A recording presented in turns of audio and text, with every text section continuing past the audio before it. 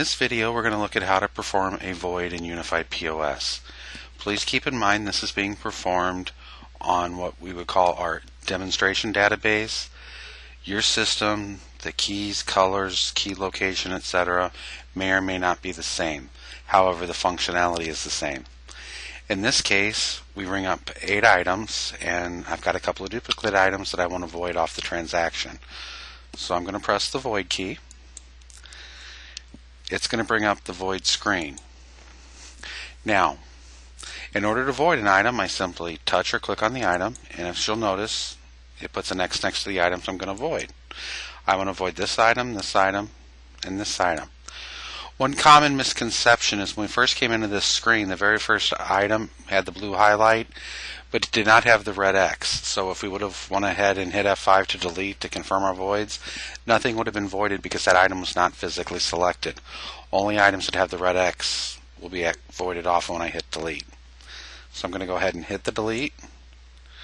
And as you notice, all of my duplicate items are gone, and I can go ahead and tender out the transaction. Okay, that is for a traditional void where the cashier has void authorization on their own. If, however, the cashier does not have void authorization, such as this cashier that I'm signing in, let me ring up a few items that we can void off.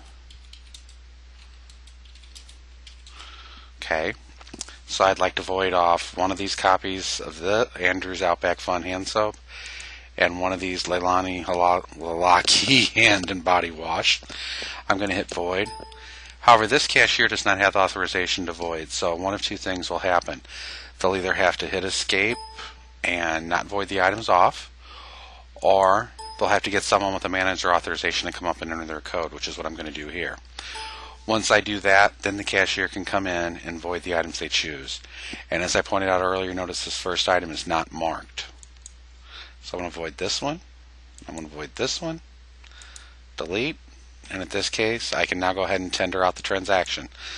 That's how to perform a void in Unified POS.